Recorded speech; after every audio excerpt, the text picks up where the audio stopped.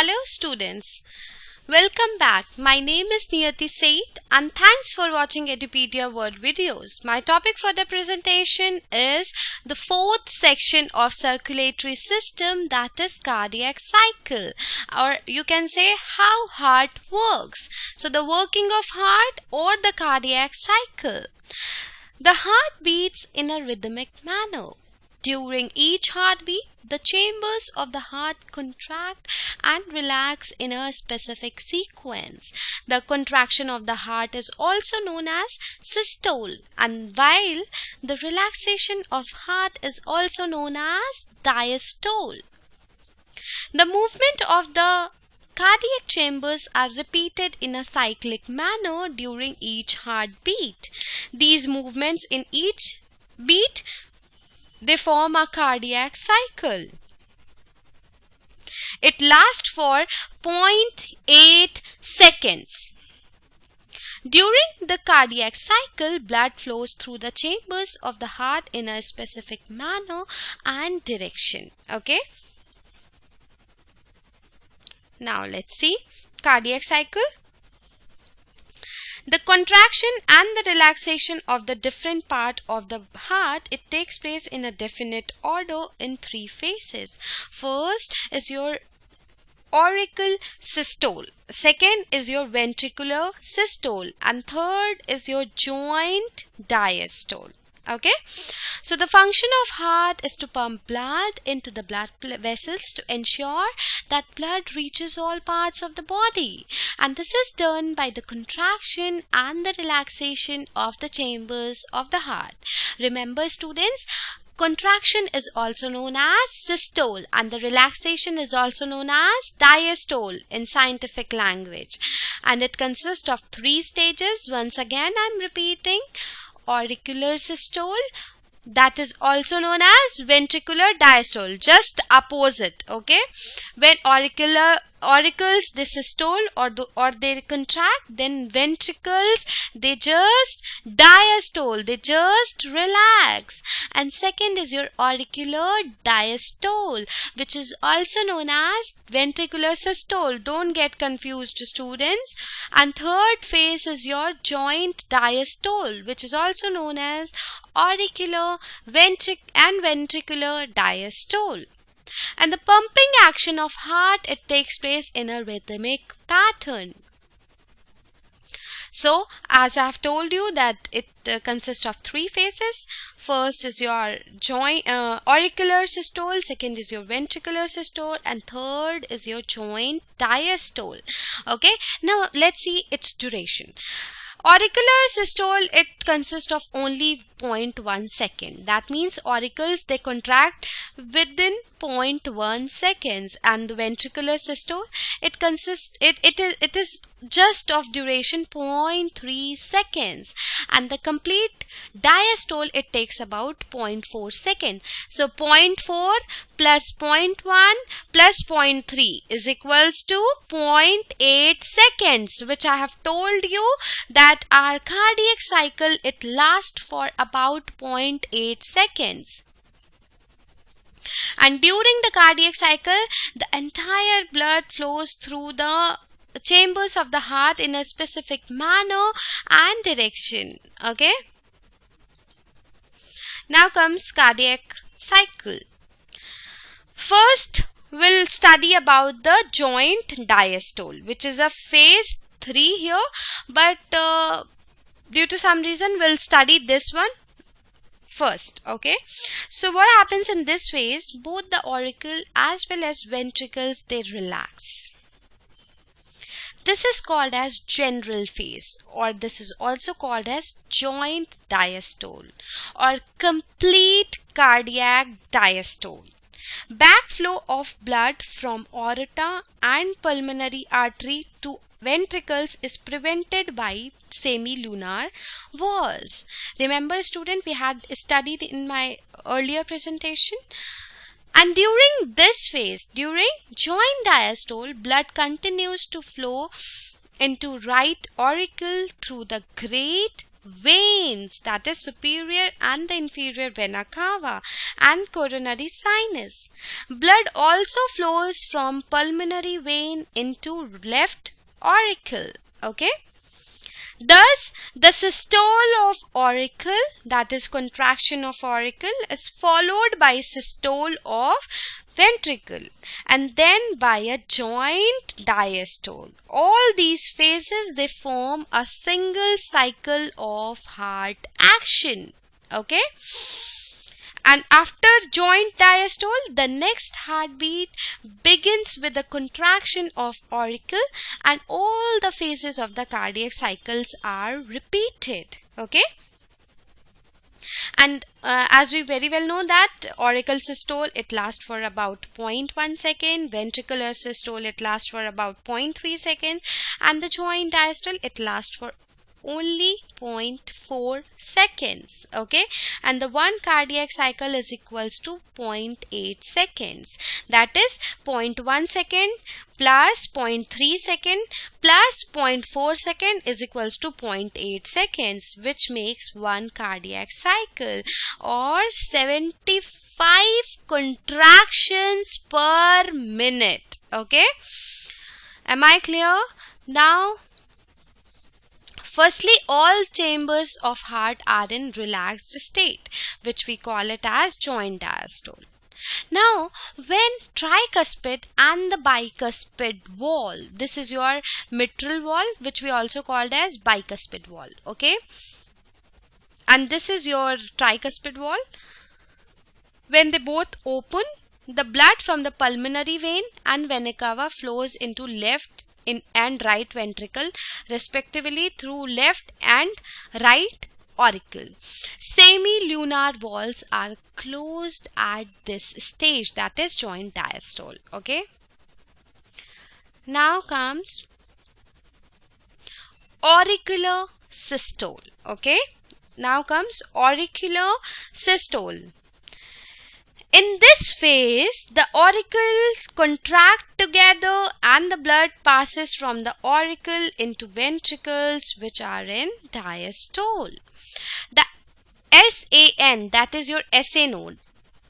Okay, that is your SA node. It generates an action potential. It stimulates both auricle to undergo contraction, which we call it as auricular systole, which is a second phase of cardiac cycle, and this increases the flow of blood into ventricles by about 30%. Okay.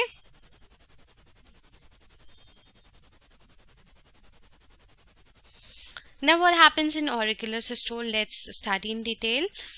In this first stage, the auricle of the atria, they contract with enough pressure to squeeze out all the blood from their cavities into the corresponding ventricles. Okay, and during this time, the opening from the vena cava in the right auricle and the opening of the pulmonary vein in the left auricle, they remain closed because of the contraction of the auricles. Okay, and the semi-lunar wall, they guard the opening of the arteries. They are also closed. Okay, but the auricular ventricular wall, that means the wall which is present between auricle and ventricle, they remain open, and that let the blood flow under pressure from the auricle to the ventricle. And during this stage, auricles, they contract and ventricles, they remain relaxed. This stage is therefore called as auricular systole or ventricular diastole. Okay, now comes your ventricular systole. That is your phase 3. In this, simultaneous contraction of both the ventricles takes place. Okay. In this phase, both the ventricles, they contract together with the blood being forced into the aorta and the pulmonary artery. Okay. While the arteries are in atrias are in diastole, and the amount of blood pumped into the arteries is called as cardiac output, and the backflow of the blood from ventricles to auricles is prevented by bicuspid and tricuspid valve. Okay, So you can say that action potential which is conducted to the ventricular side by AVN, that is your auricular ventricular node, and AV bundle, from where bundle of His transmits it through the ventricular musculature, which we have already discussed in my previous presentation. You can refer to that also. It causes contraction of ventricles. During this, the atrias they undergo diastole. Now ventricular systole, in this it increases the ventricular pressure. See, as you can see that it is increasing the pressure. It causes the following events. What happens is closure of tricuspid wall. As you can see, this closure and of the tricuspid and the bicuspid wall due to attempted backflow of the blood into the auricle. Backflow na ho, and the semilunar walls they open, so deoxygenated blood it enters the pulmonary artery from right ventricle, and the oxygenated blood it enters the aorta from the left ventricle. Okay, so in this they just relax. As they relax, the flaps of the AV node remain closed, and this makes the sound heard as the first heartbeat. Once the auricular ventricular wall, that is your AV wall, is closed, the ventricles it contracts, it goes in the systole condition, and the semilunar wall it opens as the blood rushes into the arteries from the ventricles. Okay, and ventricles now relax or comes in the ventricular diastole position, and ventricular pressure it then falls, and it causes following events. First, it closes the semilunar wall, and it prevents the backflow of the blood into the ventricles, and the tricuspid and the bicuspid walls are opened by the pressure of the auricles. So this is your auricular systole, when auricles they both contract, and then what happens is isovolumic ventricular contraction takes place. That means ventricular systole happens, and then this is what ventricular systole is, and then ventricles they diastole, they come in the relaxed position, and thus it again goes into the auricular systole position. So this is what happens in the cardiac cycle, which is about 0.8 seconds, and that forms around 75 contractions per minute. Okay, so the ventricular and the auricles they again undergo diastole, and above processes are repeated. It goes on and on and on, and this is called as cardiac cycle. A cardiac cycle is known as you can say it is a combination of auricular systole, ventricular systole and diastole, and this gets completed, or this lasts for about 0.8 seconds, and one heartbeat is about 70 to 75 contractions per minute. Okay, average is about 72 per minute. Okay, now comes the stroke volume or cardiac output. Okay, so what is stroke volume? Stroke volume is the volume of the blood which is pumped out by each ventricle during cardiac cycle, and it is about 70 ml. Okay, to increase the and then comes cardiac output. Cardiac output is defined as the liters of the blood pumped per minute. It depends upon the rate of contraction of the heart and the amount of the blood ejected in each beat. Okay, each beat is known as a stroke volume. Hence, a cardiac output is equals to heart rate into stroke volume. And thus, heart beats 72 times per minute and ejects about 70 milliliter of blood into the aorta of each beat.